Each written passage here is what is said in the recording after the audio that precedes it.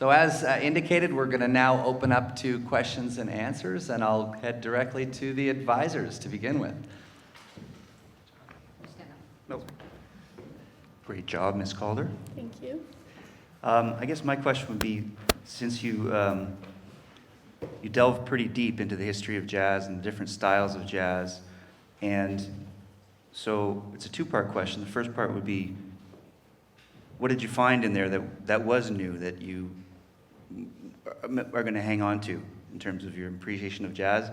And two, did it lead you to discover any new current artists also? Okay, so the first part, what I learned about African American spirituals, like I still think about, and it shocks me not only that it was a music style, but it was a way for people to communicate secret messages about escapes. And the fact that they managed to figure that out and use that, it shocks me. I think it's amazing. So it's probably my favorite thing I learned. I mean, I still like listening to old jazz pieces just because now I know so much about where they came from. When I listen to them, it means a lot more to me. Yeah. Fantastic. Great job again. Thank you. Excellent work, Ms. Calder. Very proud of you. I would like to ask you two questions. The first one is, there was a big change in the jazz scene in the early 50s, going towards more experimental. What's your favorite? More of like after that, where it was more experimental, or before that? Probably after that, because I mean more instruments were like used, and it was more free, and you can really tell that people that were singing were not just singing because they were sad, or not just singing because it was the only thing they could use to pass time. They were singing and making music because they loved it, and it was part of who they are. So I'd say after, for sure. Nice. My next question is about, it's something that was in your paper that you didn't put into your presentation, because there was a lot in your presentation. How is it that music spread from New Orleans? Oh, wow, good question. I mean, back then, I would say it was like word by mouth, kind of. And also a big part was Louis Armstrong. He started off playing on riverboats, which held cargo that went up and down the Mississippi River. So by playing jazz on these boats, they got to show other people in other communities, hey, this is what we're doing and this is cool. So I feel like that is a main way of how it spread around America. Great answer. Thank you. Very interesting. I have a question, Grace. Recognizing that your focus was entirely on America, I'm just curious though, through your research, did you find that there was a similar movement in Canada, or had it crept up through what you just described, that north-south Mississippi route to Canada? Did you find anything about Canadian jazz? So or there was definitely jazz in Canada, but it was different from American jazz because slavery was not legal. So I mean, we didn't have hundreds of thousands of black slaves working on cotton fields. But I'd say once the jazz kind of expanded into this music form, then it took to other parts of the world. Very nice.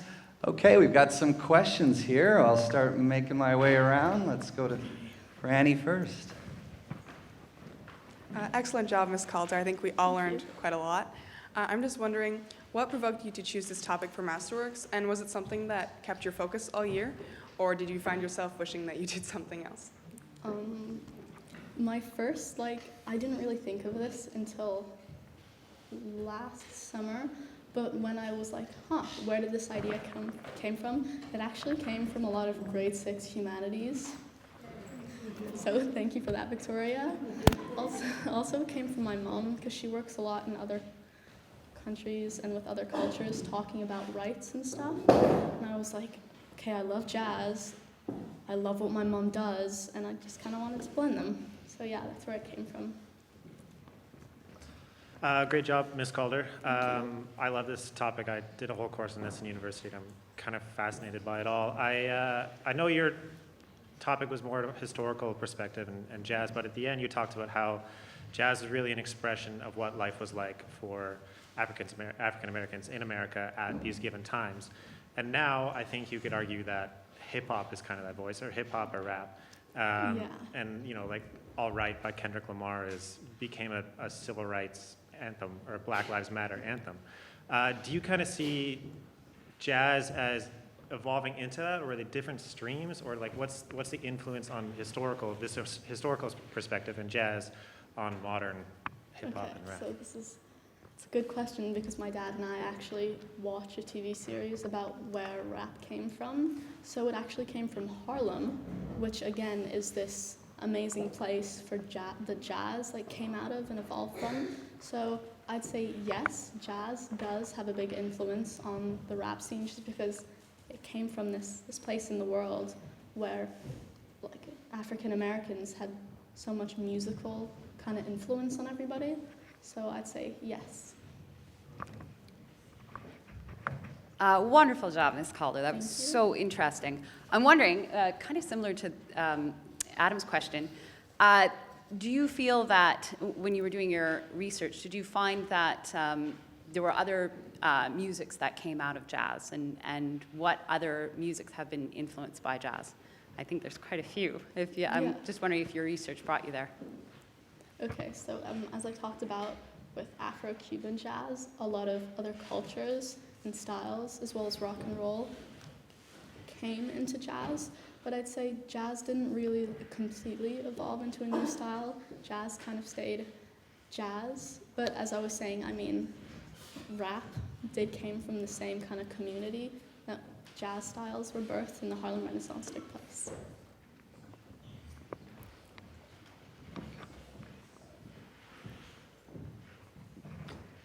Good job, Ms. Calder. Thank you. So you're talking about how jazz is like the expression of the people. So does that mean that different people would play jazz differently based on their experiences, I guess? I mean, a lot of new jazz styles were birthed from people's experience, but I'd say more lyrics reflected on people's experiences more than like the jazz itself.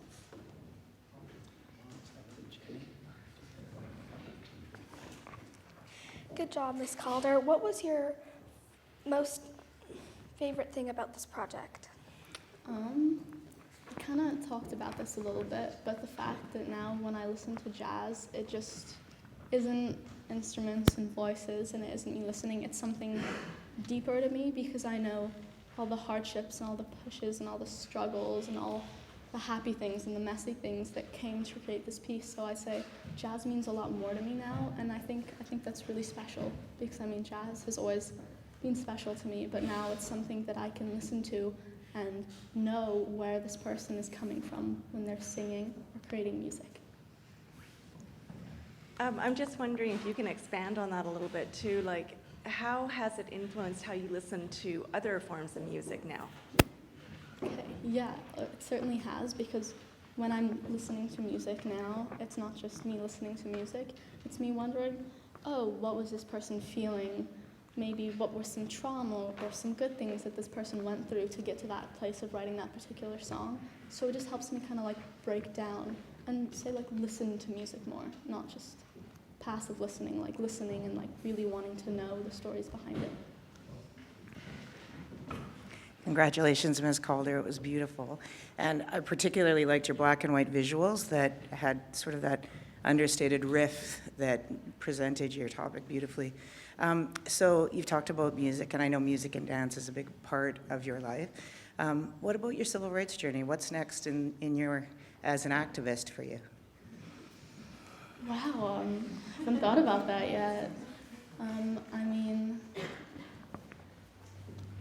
that's the big question. I'm not sure, me as a civil rights activist, I'm not sure that I might focus on black rights, say, right now, but I'm certainly looking into other forms of kind of rights to look for. And I mean, like, my mom, a big inspiration for looking at other people and trying to help them. So hopefully I'll be able to go on one of my mom's work trips and really see like what's going on there and see how I can help. So I'd say that's my next plan of action. Fantastic presentation, Ms. Calder. I'm honored that you mentioned my name there. I think it's so wonderful that you've chosen this topic. So fascinating and so important. So I have two questions. In your research, You know, some would say that slavery still exists in certain forms in the United States. Did you come across anything like that? Yeah, I mean, we did talk about this in INS again, and my mom talked about this, that actually slavery is still a thing. It's still a thing in Canada, it's still a thing in America, and which is horrible because so many people have fought to not be slaves, and to know that it's still going on is horrible. I mean, hopefully I would love to do something involving like completely tearing down modern slavery. So. Wonderful. And my second question is more personal. Why that song as your favorite? I love Nina Simone. I think her voice is so full and beautiful, and I don't think any other artist sounds quite like her. I first heard the song when I was really little in a movie, I'm pretty sure, and when I listened to it, I was like, I love this. So just having something that stuck with me from childhood, kind of, and it's a catchy song. I mean, it's going around in my head all the time, so yeah, I just really like it. I think it's beautiful and whole and really raspy, and I just love her. So. Hi, Ms. Calder. I'm very proud of the work you did. Jazz and African American rights has been part of my personal history, growing up not too far from Harlem and being a jazz fan, but also growing up under parents who love jazz. So I'm really grateful for your talk, and you did a great job. I wanted to ask, is there a style of music in this presentation that was totally new for you? For instance, ragtime or Afro-Cuban music or that sort of thing. Like, I'm sure you went into this loving Nina Simone, maybe knowing Louis Armstrong, but was there an artist or a style of music that just kind of hit you from the side of the head? It was really great for you. I mean, a lot of them did, because coming into this, I just listened to jazz and I didn't pay attention on what kind it was. So knowing that jazz is not just jazz, it's so many different things in one, I'd say African American spirituals is something that I've talked about how interesting I find it. I'd say that one hit me the hardest, I'd say, because it's just so much more than music. So yeah. You like vocals. I see the lyricist in you. Thanks. And for a couple more here, to Adrian. Ms. Calder, that was fascinating. So well presented. My question to you is, I don't know if you can answer, but we'll see. Okay. It seems that jazz has sprung from incredible hardship. I mean, 250 to 400 years of slavery, dehumanization, like horrible, horrible things, to spring such a vibrant and varied art form. Is it possible that this art form could come without hardship? Is all art, like real significant art, based in suffering? Or do you think jazz could have sprung without that suffering? Okay, so I actually think I can answer this question. I don't think it could. I mean, a lot of songs you hear nowadays are about hardship, right? And it's how people kind of express how they're feeling and like get it out. So I don't think jazz could have come from just nothing. There had to be a major kind of event that helped push it.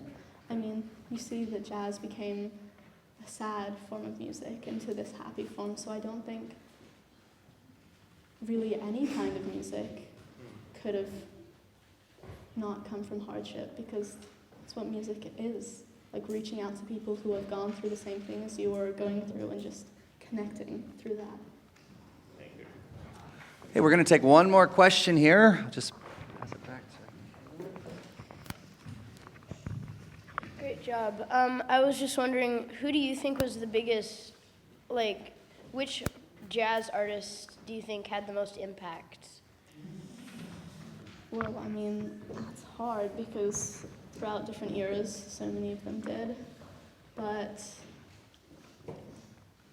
would you talk more, do you mean more on the music scene or the rights scene? Because the rights,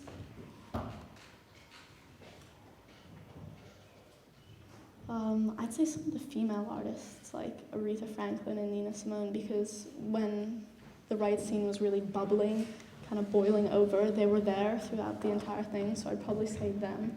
I mean, I'm kind of biased because they're my favorites, but I would say for sure them because they were there throughout the entire thing. Also, Billie Holiday, just because she had the guts, knowing that she might get beaten up, she might lose her career, she might even die for singing Strange Fruit, but she still did it because she think that message was that important. So probably those three. Well, Grace, this has truly been a wonderfully insightful time with you. Your presentation was so captivating and certainly so timely, irrespective of the past. We have future and present, and we thank you so much for that. So we're going to take a break until 10 o'clock. The advisors will gather and discuss with Grace her progress. So thank you, Grace. Thank you.